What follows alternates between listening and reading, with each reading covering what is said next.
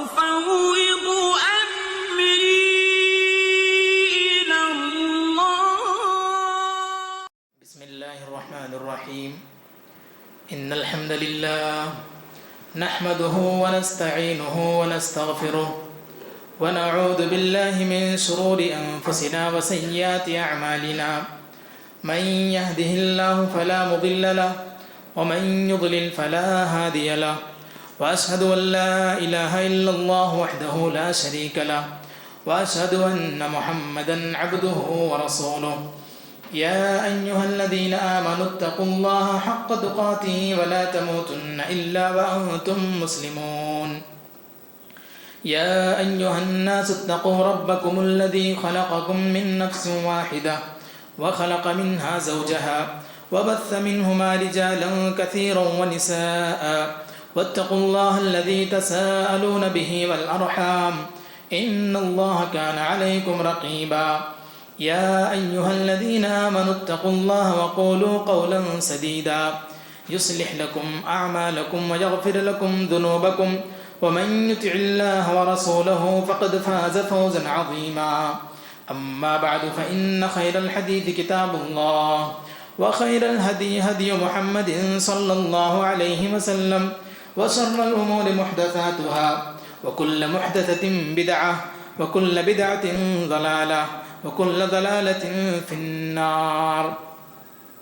فأعوذ بالله من الشيطان الرجيم. بسم الله الرحمن الرحيم. والعصر إن الإنسان لفي خسر إلا الذين آمنوا وعملوا الصالحات وتواصوا بالحق وتواصوا بالصبر. وقال النبي صلى الله عليه وسلم نعمتان مغبون فيهما كثير من الناس الصحة والفراغ. رواه البخاری.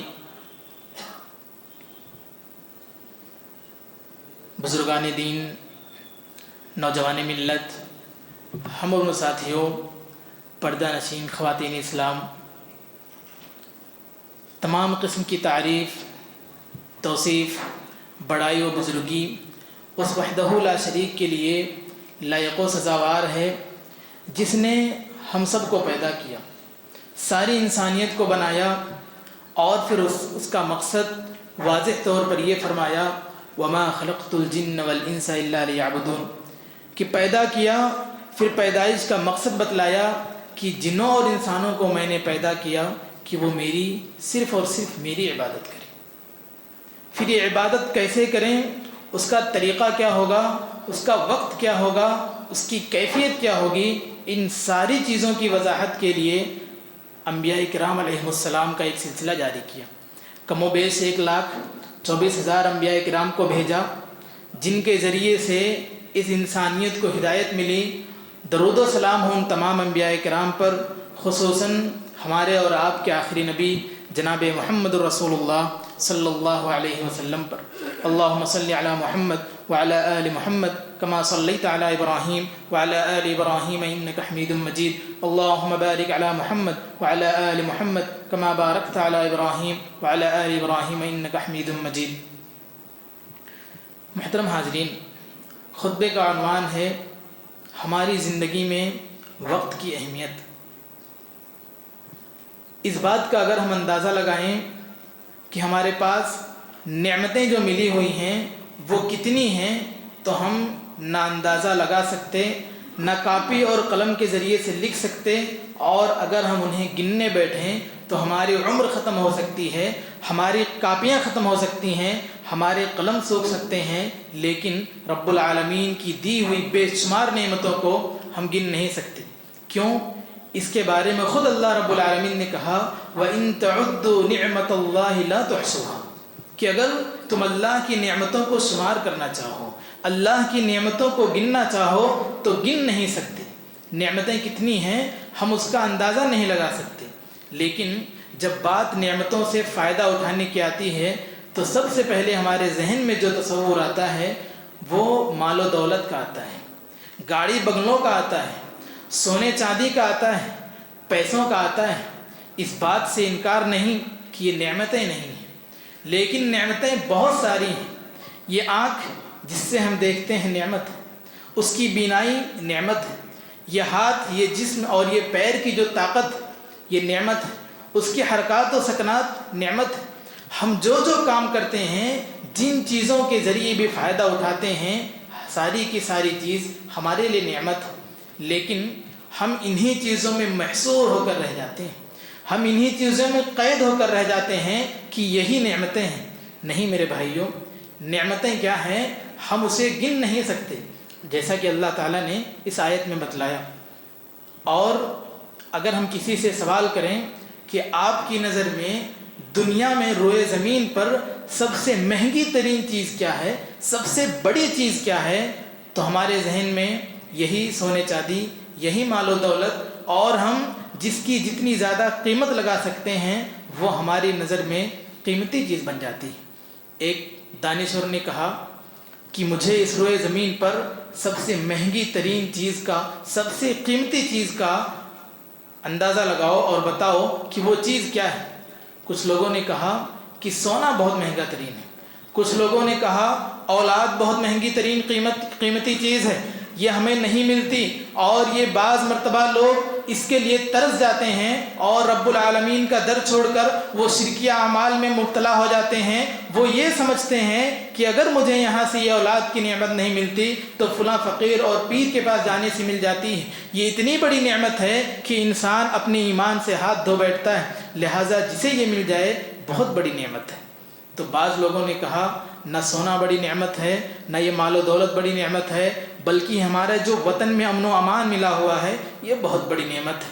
آپ دنیا میں دیکھیے بہت ساری جگہوں پر لوگ سکون حاصل کرنے کے لیے، قرار حاصل کرنے کے لیے اپنے وطن کو چھوڑ دیتے ہیں، جلا وطن کر دیا جاتا ہے، اور یہ بہت بڑی نعمت ہے۔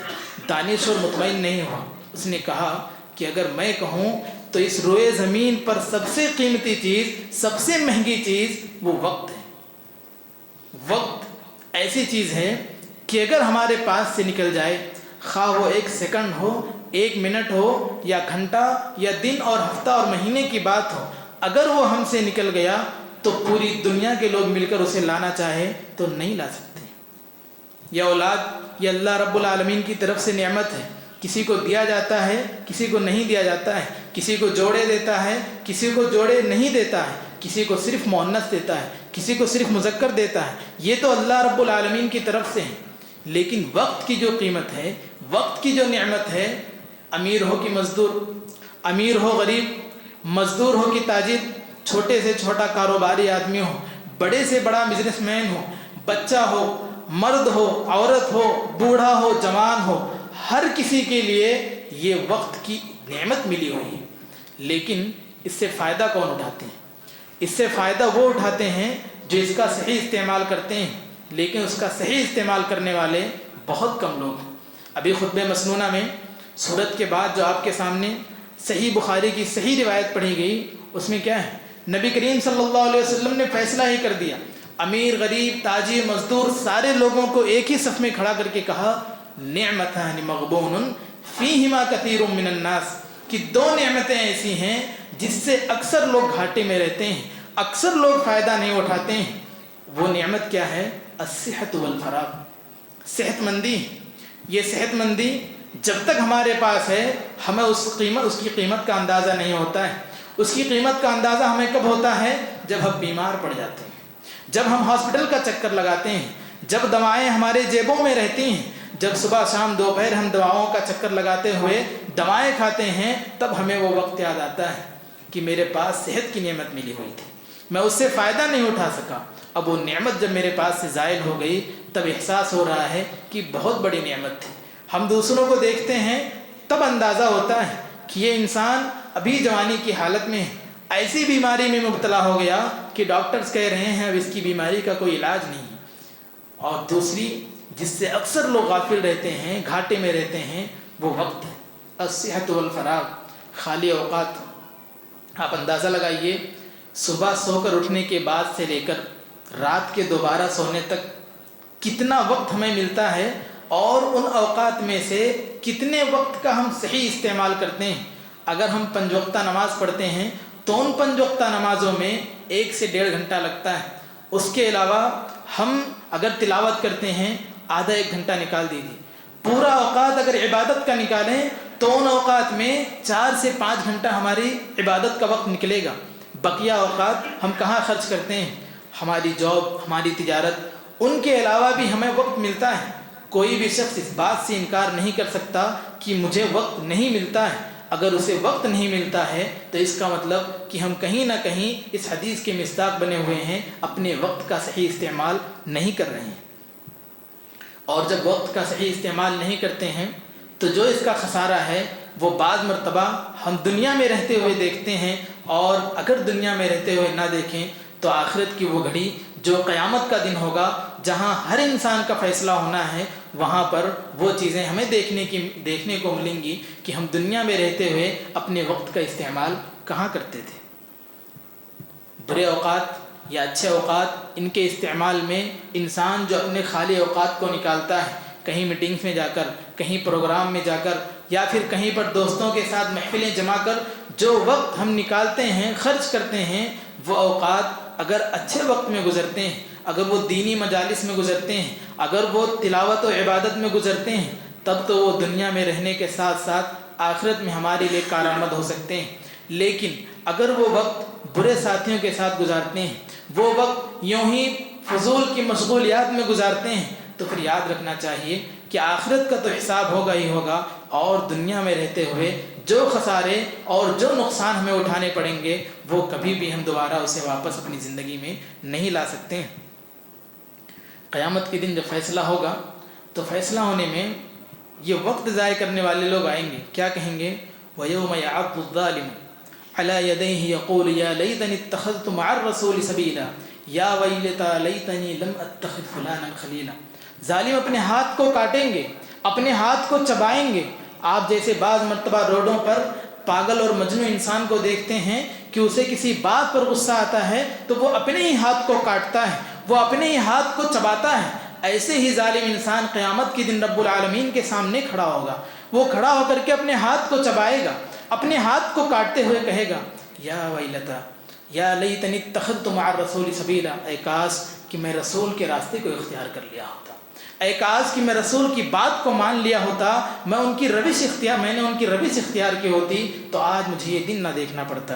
یا ویلتا لیتنی لم یا لیتنی اتخذت مع الرسول سبیلا.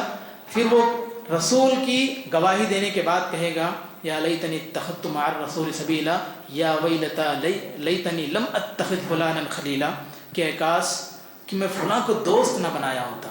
وہ دوست جسے ہم دنیا میں رہتے ہوئے اپنے ہاتھ کا بازو سمجھتے ہیں، جسے ہم پریشانی اور مصیبت میں مددگار سمجھتے ہیں، وہی دوست کی وہاں پر ہم گواہی دیتے ہوئے کہیں گے کہ اے کاش میں فلاں کو دوست نہ بنایا ہوتا. یہ فلاں کو دوست بنانا کتنا زیادہ نقصان دہ ہو گیا کہ میں دنیا میں اس کے ساتھ رہتے ہوئے خسارہ اٹھایا، اب آخرت میں رب کے سامنے کھڑا ہوں تو یہاں پر بھی اسی بات کی گواہی دیتے ہوئے اے کاش میں فلاں کو دوست نہ بناتا. اور اچھے اور برے دوست کی مثال اکثر آپ نے سنا ہوگا کہ نبی کریم صلی اللہ علیہ وسلم نے کس سے دی ہے؟ عطر فروش اور بھٹی سلگانے والی سے. آپ عطر فروش جو عطر بیچنے والا ہے، اگر اس طرح آپ کا دوست ہے جو آپ کو عطر نہ بھی دے، آپ اس سے عطر نہ بھی خریدیں، لیکن صرف اس کی سنگت اختیار کرنے کی وجہ سے، اس کے ساتھ میں رہنے کی وجہ سے آپ کے کپڑوں سے خوشبو ضرور آئے گی، آپ کے اندر مہک آئے گی.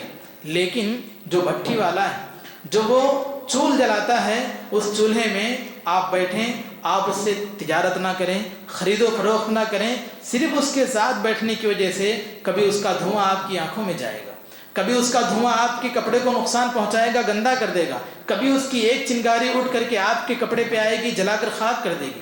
یہ ساری اچھے اور برے دوستوں کی مثال ہم سنتے رہتے ہیں، لیکن اس کے باوجود جو عبرت اور جو نصیحت حاصل کرنے کی ہے وہ ایک جمعے سے دوسرے جمعے تک ہمارے پاس محفوظ رہتے رہتے ختم ہو جاتا ہے.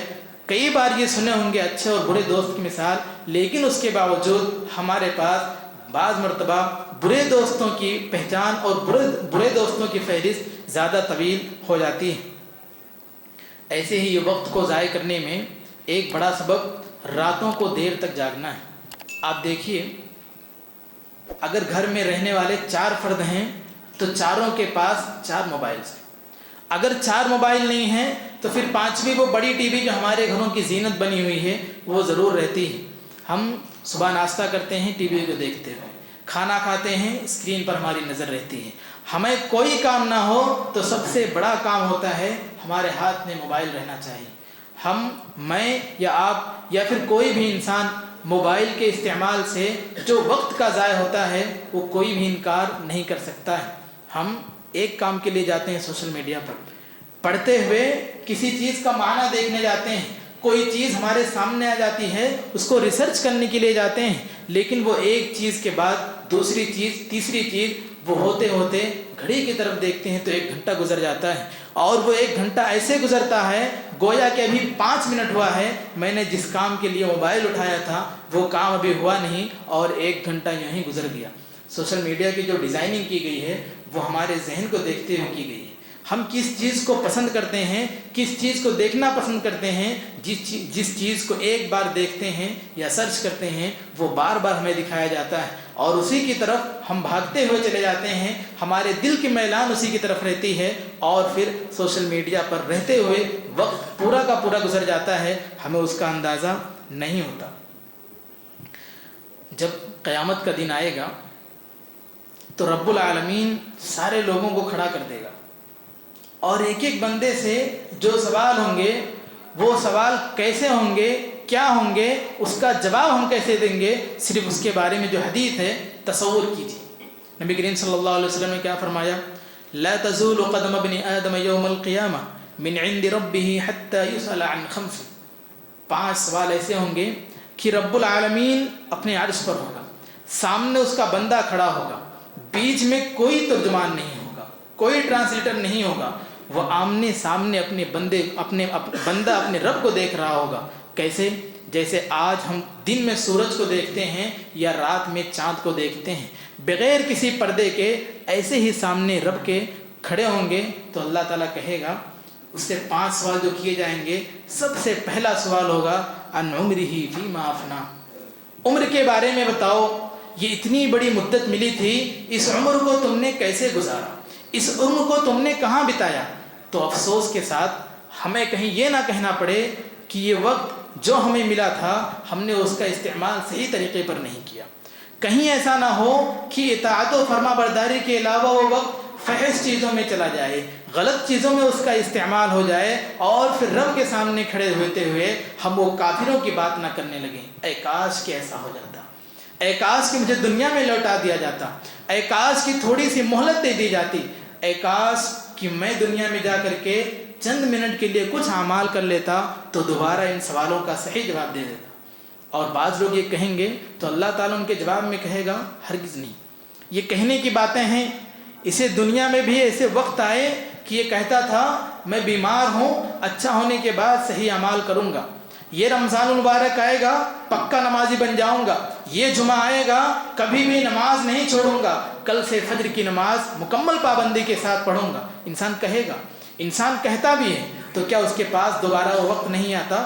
وہ بیماری کے بعد دوبارہ شفا یاب نہیں ہوتا؟ وہ ایک رمضان کے بعد دوسرے رمضان تک مہلت نہیں دی جاتی؟ ایک جمعہ سے لے کر کے دوسرے جمعہ تک موقع نہیں دیا جاتا؟ ساری چیزیں انسان کے ساتھ ہوتی ہیں، لیکن اس کے باوجود کہتا ہے کاش تھوڑا سا اور وقت مل جاتا۔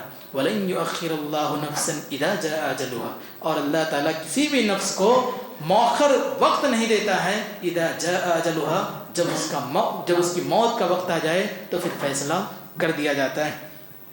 ابھی وہ پہلے سوال سے فارغ نہیں ہوگا، اس کی پوری عمر کا سوال کر دیا گیا کہ اتنی بڑی مدت ملی تھی، 60-70 سال کی عمر ملی تھی، اسے کہاں کھپایا، کہاں خرچ کیا، یہ ابھی پہلے سوال سے فارغ نہیں ہوگا۔ وعن شبابہ فیما ابلہ، دوسرا سوال داغ دیا جائے گا، فوراً دوسرا سوال آئے گا، وہ 40 سال کے بعد کی عمر کو چھوڑیے، 20 سال کے 15 سال کے پہلے کی عمر کو چھوڑیے، جو ایک دم جوانی کی عمر تھی، جس میں تم ہر کام کر سکتے تھے، جس میں تمہارے لیے دنیا کا کوئی بھی کام مشکل نہیں تھا۔ تم یہ کہتے ہو سردی آ گئی فجر کی نماز میں اٹھنا مشکل ہے، وہ بہت دور کی بات ہے۔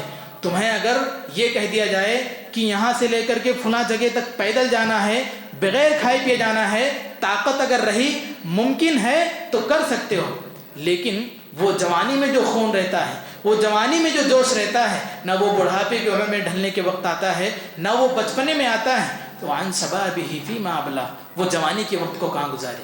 پہلے پوری عمر کا سوال ہوا، پھر وہ جوانی کا سوال ہونے لگا کہ اتنی بڑی مدت ملی تھی، اس میں ایک خاص وقت ملا تھا جس میں ہمیں زیادہ سے زیادہ رب العالمین کی عبادت کرنی چاہیے۔ اسی لیے بچپن سے لے کر کے موت تک اگر کوئی انسان عبادت کرتا ہے تو پوری کی پوری عبادت وہ اللہ رب العالمین کے لیے ہی کرتا ہے۔ لیکن جو جوان اپنی عبادت کرتا ہے، نوجوان جب عبادت کرتا ہے تو اللہ رب العالمین اس سے جتنا زیادہ خوش ہوتا ہے وہ بڑھاپے کی عمر میں آنے کے بعد اتنی خوشی نہیں ہوتی۔ انسان جوانی میں عمومی طور پر یہ شکایت کرتا ہے میرے پاس وقت نہیں ہے۔ آپ کسی سے بھی پوچھ لیجیے، میں ہوں، آپ ہوں یا کوئی بھی انسان ہو، فلاں جگہ جانا ہے میرے پاس وقت نہیں ہے، فلاں دینی مجلس میں جانا ہے میرے پاس وقت نہیں ہے، فلاں پروگرام میں بہت بڑے خطیب آ رہے ہیں میرے پاس وقت کی شکایت ہر کسی کے پاس ہے۔ اس کا صحیح استعمال نہ کرنے کی وجہ سے ہمارے پاس وقت کی کمی ہے۔ اگر کوئی کام ابھی کرنا ہے، وہ کام ہم ابھی نہ کر سکے یہ کہہ کر کے کہ یہ کام کل کر لیں گے، تو بھلا بتائیے جو کل کام کرنا ہے وہ کب کریں گے؟ پھر دھیرے دھیرے وہ کام بڑھتے جاتا ہے۔ جو 1 منٹ کا کام تھا وہ 1 گھنٹے میں ہو گیا، 1 گھنٹے کا کام ہفتے میں بدل گیا، ہفتے کا کام مہینوں میں، پھر مہینوں کا کام سالوں میں چلا گیا۔ ایسے ہی ہماری زندگی گزرتی چلی گئی، ایسے ہی ہماری عمریں کٹتی چلی گئیں، لیکن جو کام ہمیں جس وقت پہ کرنا تھا وہ وقت پہ نہ کر سکے تو اب ہم صرف اور صرف وقت کے کمی کی شکایت کرتے رہتے ہیں۔ ایسے ہی نبی کریم صلی اللہ علیہ وسلم نے کہا اغتنم خمسا قبل خمس شبابک قبل حرمک، کہ 5 چیزوں کو 5 چیزوں سے پہلے غنیمت جانو۔ یہ جو نوجوانی ملی ہوئی ہے یہ اللہ رب العالمین کی طرف سے بہت بڑی نعمت ہے۔ یہ دولت ایسی ہے کہ بعض مرتبہ انسان اس کے لیے ترستا ہے۔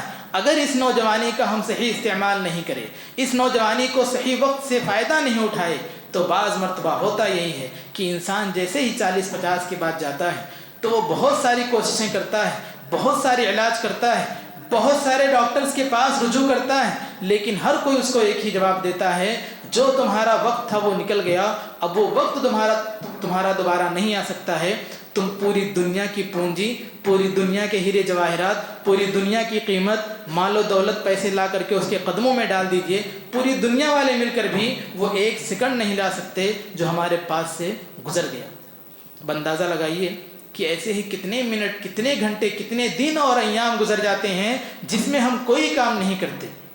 عبداللہ بن مسعود رضی اللہ عنہ کہتے ہیں میری زندگی کا سب سے برا دن وہ ہوتا ہے کہ صبح سورج طلوع ہو جائے، صبح سورج طلوع ہونے کے بعد اس کے غروب ہونے سے پہلے اگر میں اس میں نیکیاں نہ کر لوں تو وہ میری زندگی کا سب سے برا دن ہے۔ نبی کریم اب عبداللہ بن مسعود رضی اللہ عنہ کے اس قول کو سامنے رکھیے اور اندازہ لگائیے کہ ہمارے اور آپ کے زندگی میں کتنے دن ایسے چلے گئے کہ ہمارے اعمال نہیں بڑھے، جہاں پر تھے وہیں پر رہ گئے، بعض مرتبہ اس سے بھی برے حالت میں چلے گئے، نیکی کا موقع آیا نہیں کیے، عبادت کا موقع آیا نہیں کیے۔ عبداللہ بن مسعود رضی اللہ عنہ کہتے ہیں کہ سورج طلوع ہونے کے بعد وہ غروب ہو جائے، یعنی کہ وہ دن ختم ہو جائے اور میں نیکیاں اپنے اعمال میں اضافہ نہ کر لوں، وہ میری زندگی کا سب سے برا دن ہے۔ اب سوچئے کہ ہمارے پاس ایسے ہی اب تک کتنے دن چلے گئے ہوں گے، کتنی راتیں چلی گئی ہوں گی، کتنے مواقع آئے ہوئے ہوں گے، لیکن ہم فائدہ نہیں اٹھا سکے۔ ضرورت اس بات کی ہے کہ آج کے بعد سے جو بھی اوقات ہمارے پاس اللہ رب العالمین کی طرف سے بطور نعمت ملے ہوئے ہیں، یہ زندگی جو ملی ہوئی بطور نعمت ہے، اور یہ نعمت ایک بہت بڑی امانت ہے۔